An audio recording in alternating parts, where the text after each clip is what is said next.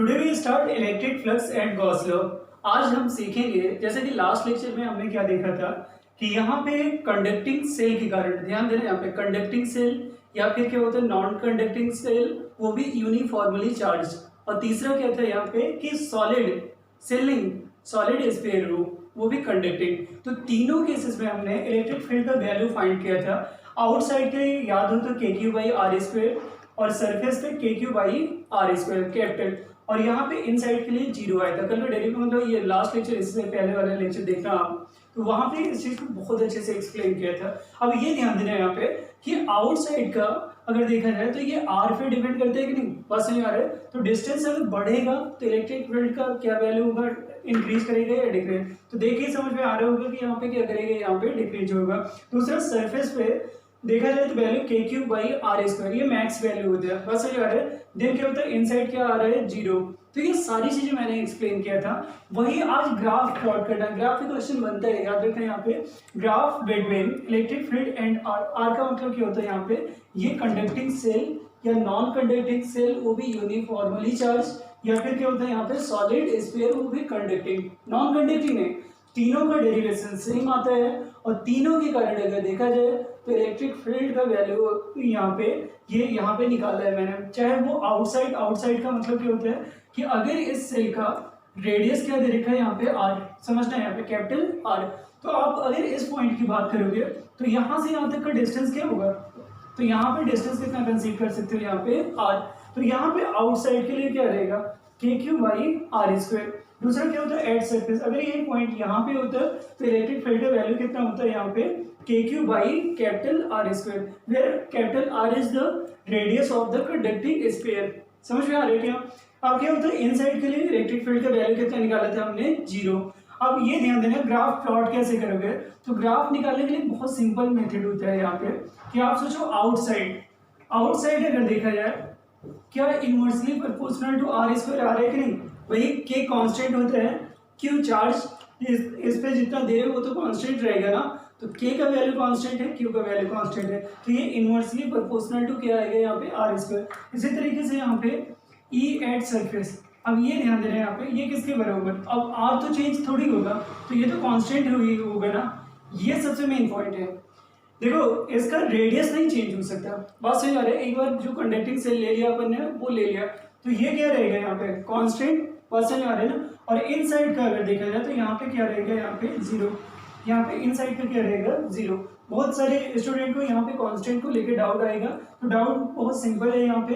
देखो के कांस्टेंट रहेगा कि नहीं, क्यू कांस्टेंट रहेगा कि नहीं, एक बार जो चार्ज दे दिया सो दे दिया, बात समझ आ रहा है कि ऑलरेडी क्या रहता है यहाँ पे कांस्टेंट। और आर की रेडियस ऑफ द स्फीयर, तो अगर रेडियस ऑफ द स्फीयर होगा तो क्या बार बार स्फीयर थोड़ी फॉर्म अपना चेंज करेगा, रेडियस तो कांस्टेंट रहेगा। दैट्स व्हाई तीनों वैल्यू कांस्टेंट हो गए, तो इसलिए क्या होता है यहाँ पे कांस्टेंट। अब आपके माइंड में एक क्वेश्चन ये भी आ रहा है कि ये क्यों कांस्टेंट नहीं था, तो आप बताओ इस पॉइंट का डिस्टेंस और इस पॉइंट का डिस्टेंस बराबर होगा क्या, यहाँ सेंटर से यहाँ पे R1 और ये क्या होता है यहाँ पे R2, दोनों का वैल्यू क्या होगा, सेम रहेगा क्या, आंसर नो। अगर सेम नहीं रहेगा तो ये तो वेरी कर रहा है ना, तो याद रखना यहाँ पे इसलिए ये वेरी कर रहा है तो inversely proportional to R square आ रहे हैं आउटसाइड के लिए, और यहाँ पे सरफेस के लिए कांस्टेंट आ रहे हैं और इनसाइड के लिए क्या आ रहे हैं यहाँ पे जीरो। अब ये अगर यहाँ पे इस तरीके से आते हैं तो ग्राफ किस तरीके से प्लॉट किया जाएगा, तो ध्यान देना यहाँ पे इलेक्ट्रिक फील्ड को मैंने वाई एक्सिस पे प्लॉट किया और आर को ध्यान देना यहाँ पे डिस्टेंस को यहाँ पे एक्स एक्सिस के अलोंग, तो यहाँ पे जो डिस्टेंस आ रहा है उसको किसके अलोंग प्लॉट कर रहा हूँ, यहाँ पे एक्स एक्सिस के अलोंग, और यहाँ पे इलेक्ट्रिक फील्ड वाई एक्सिस के अलोंग। अगर दोनों को प्लॉट किया यहाँ पे तो यहाँ पे इसका ग्राफ जो होता है इस सरफेस के आउटसाइड, अब ध्यान देना सरफेस के आउटसाइड इस तरीके से ग्राफ आता है, बात समझ आ रहा है। सरफेस के आउटसाइड अगर देखा जाए तो ग्राफ इस तरीके से कर्व पाथ पे आता है, और क्यों आता है तो इसका रीजन क्या होता है यहाँ पे r square is inversely proportional to electric field, मतलब इलेक्ट्रिक फील्ड क्या होता है यहाँ पे स्क्वायर ऑफ आर की इनवर्सली प्रोपोर्शनल होता है।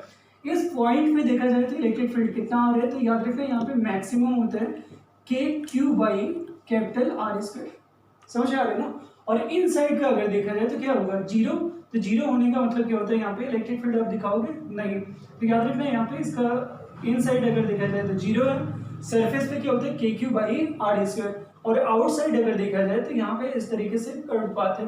मतलब क्या होता है आर का वैल्यू आप बढ़ाओगे तो इलेक्ट्रिक फील्ड क्या हो रहा है कम, इलेक्ट्रिक फील्ड कम होने का मतलब सेंटर से ऐसे वैल्यू कम होता जाएगा कि नहीं।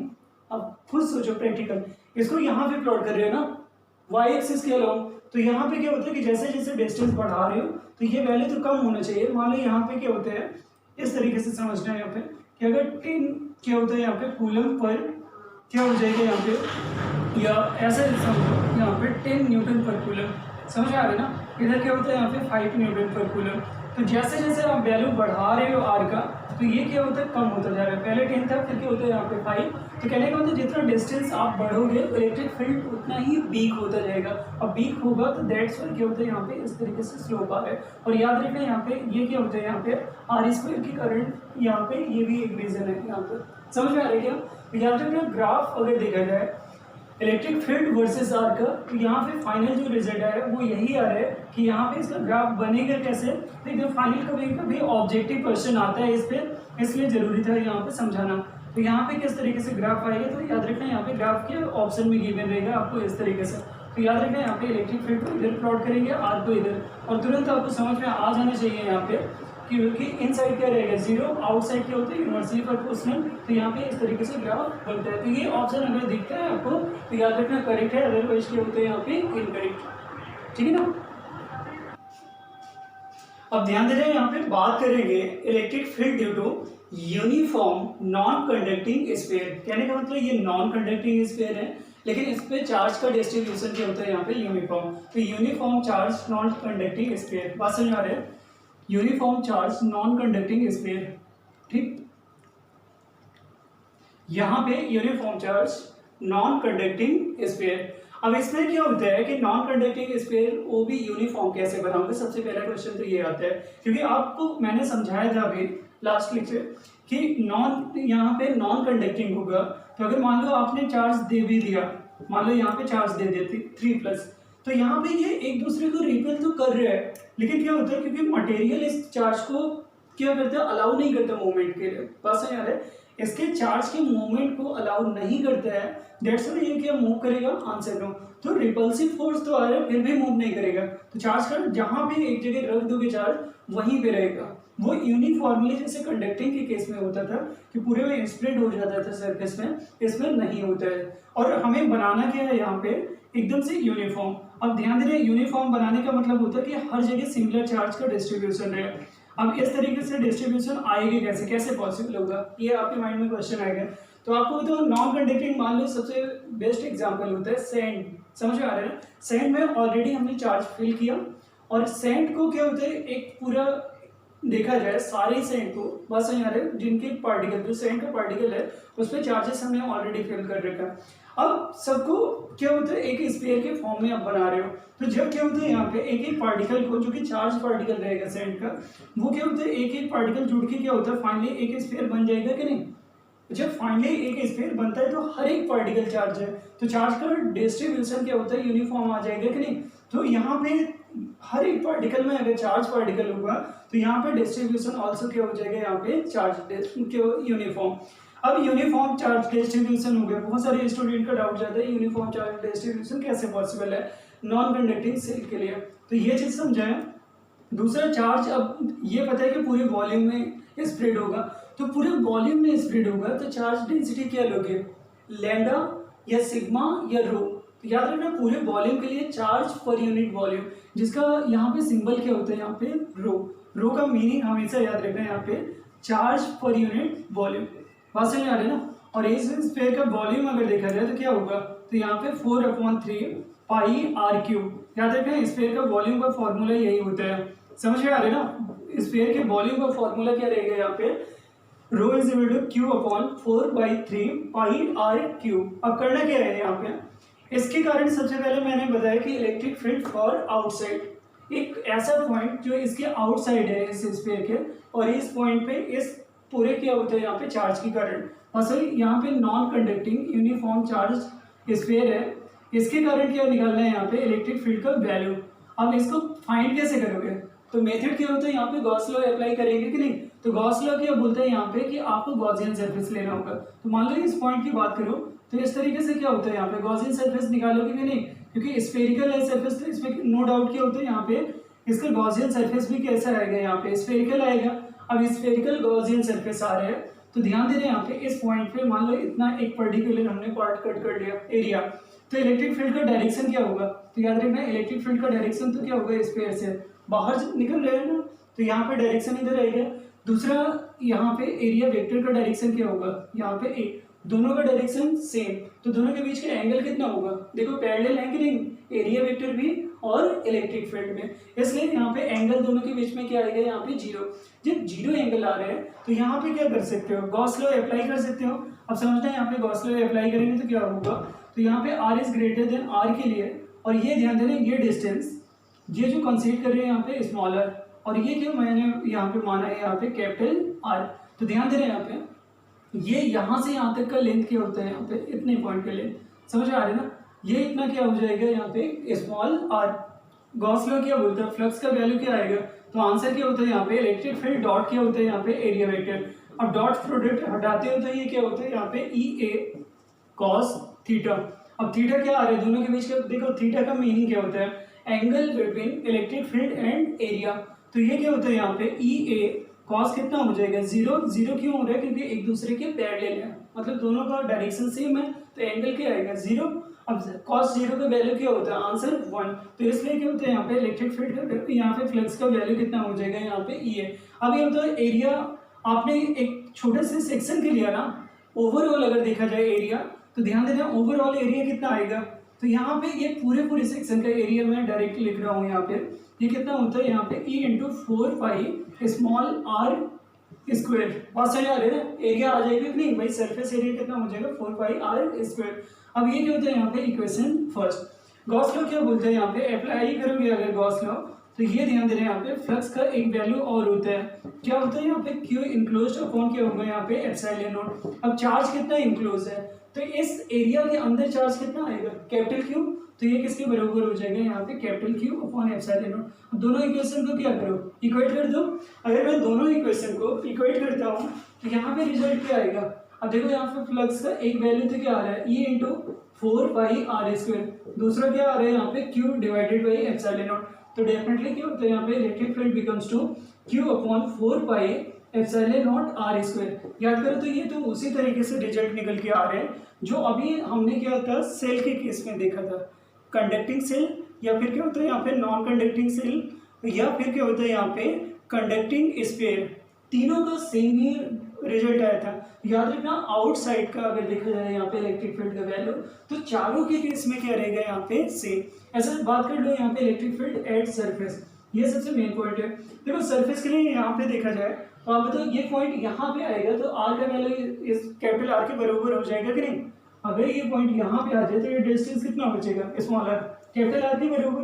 तो याद रखना एट सरफेस अगर देखा जाए तो आर इज इक्वल टू कितना आएगा यहाँ पे कैपिटल आर।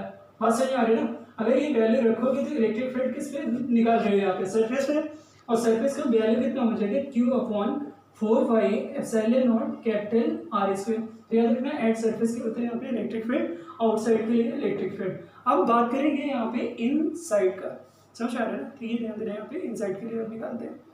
अब ध्यान देना है यहाँ पे electric field inside, electric field due to uniform charge non conducting sphere. लेकिन इनसाइड, इनसाइड का मतलब क्या होता है कि पहले तो आउटसाइड पॉइंट था, अब इस कंडक्टिंग यहाँ पे नॉन कंडक्टिंग जो सेल है उसके इनसाइड कोई भी पॉइंट ले लो और इस पॉइंट पे बताओ पूरे स्फीयर के कारण इलेक्ट्रिक फील्ड कितना आएगा। तो यहाँ पे ध्यान देना, पहले तो ये डिस्टेंस कंसीडर कर लो, कितना मान सकते हो यहाँ पे स्मॉलर, और फिर क्या होता है यहाँ पे गॉसियन सरफेस। तो गॉसियन सरफेस लेने का वही तरीका है, यहाँ पे ये चीज क्या हो जाएगी, यहाँ पे गॉसियन सरफेस आप ले रहे हो तो ये डॉटेड यहाँ पे ऐसे दिखा सकते हो, और समझ आ रहे ना। तो यहाँ पे क्या होता है गॉसियन सरफेस हमने लिया, तो गॉसियन सरफेस क्या आ रहे हैं यहाँ पे, गॉसियन सरफेस लेने के बाद रेडियस क्या आ रहा है इसका स्मॉल आर। अगर रेडियस स्मॉल आर आएगा तो आप खुद सोचो यहाँ पे प्रैक्टिकली कि यहाँ पे इतना सेक्शन यहाँ पे आपको चाहिए, मतलब इतने सेक्शन के कारण इस पॉइंट पे हमें निकालना है इलेक्ट्रिक फील्ड। अब मेथड क्या होते हैं, तो मेथड यही है, यहाँ पे फ्लक्स का वैल्यू अगर देखा जाए तो फ्लक्स का वैल्यू कितना आ जाएगा, तो याद रखना है यहाँ पे E इंटू ए, आपको तो ये चीज एकदम से रट जानी चाहिए आपको, E into 4 pi are square ही आएगा, क्योंकि यहाँ पे डिस्टेंस क्या है आर, और गॉसियन सरफेस अगर यहाँ पे क्या लिया है, जो भी गॉसियन सरफेस लिया है उसका रेडियस अगर आर होगा तो डेफिनेटली उसका क्या होगा, इस पे यहाँ पे सरफेस एरिया उसका वैल्यू 4 पाई आर स्क्वायर। तो यहाँ पे ए इंटू 4 पाई आर स्क्वायर, ये इक्वेशन फर्स्ट हो जाता है। अब सेकंड देखना है यहाँ पे, क्योंकि गॉस लॉ अप्लाई कर रहे हो, तो यहाँ पे अगर गॉस लॉ अप्लाई करोगे, बात समझ आ रहा है, तो अकॉर्डिंग टू गॉस लॉ क्या होता है, यहाँ पे फ्लक्स का एक वैल्यू क्या होगा, Q enclosed upon epsilon not. यहीं पे मेन पॉइंट आता है, तो यहाँ पे समझना होता है कि क्या यहाँ पे इसके इनसाइड क्या टोटल चार्ज आएगा, आंसर नो। अब बताओ पूरा चार्ज अगर डिस्ट्रीब्यूशन देखा जाए तो इस तरीके से पूरा रहेगा कि नहीं, ओवरऑल डिस्ट्रीब्यूशन अगर चार्ज का देखा जाए तो इस तरीके से है।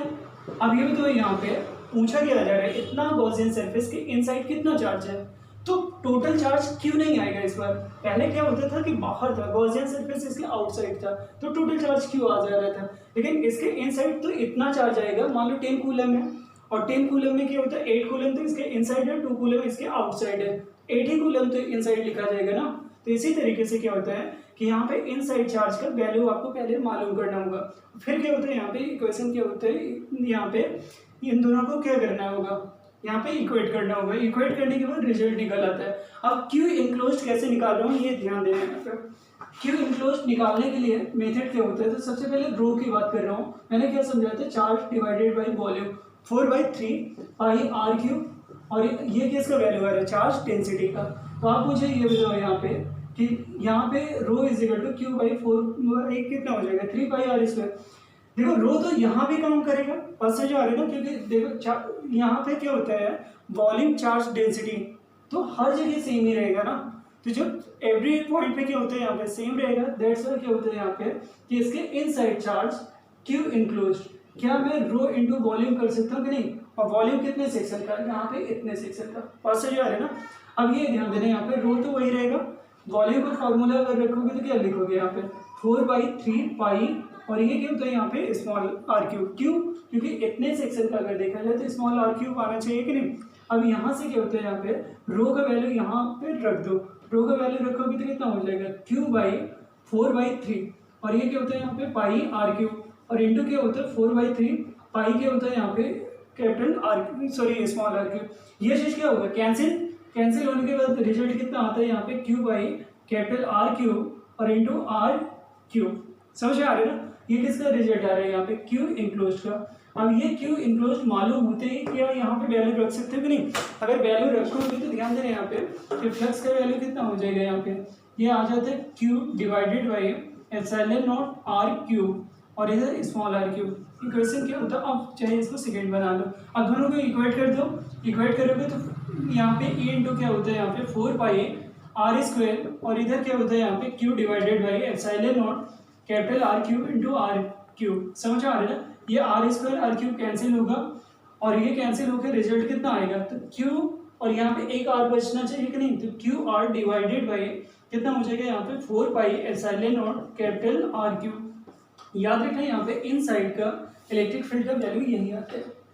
समझ आ रहा है ना, यहाँ पे इन साइड अगर देखा जाए इलेक्ट्रिक फील्ड तो कितना आ जाएगा यहाँ पे कि q r divided by 4 by कितना हो जाएगा 4 pi epsilon naught r cube. तो यहाँ से क्या रिजल्ट निकला, देखो आउटसाइड का इजिली वैसे ही करना था जैसे अभी करके आए थे, मतलब लास्ट लेक्चर में। समझ आ रहा है ना, सरफेस का भी सेम था, लेकिन इन साइड के लिए थोड़ा सा चेंज हुआ, क्योंकि इन साइड का चार्ज अगर देखा जाए तो यहाँ पे कैपिटल क्यू के बराबर नहीं होगा। तो कैसे इन साइड चार्ज निकाला गया उसका मैंने मेथड पूरा समझाया, और यहाँ पे उसको समझने के बाद ध्यान देना, यहाँ पे ये इलेक्ट्रिक फील्ड का वैल्यू इन साइड का निकाला गया, तो कितना आ रहा है यहाँ पे q r 4 pi epsilon naught r cube, ठीक है ना।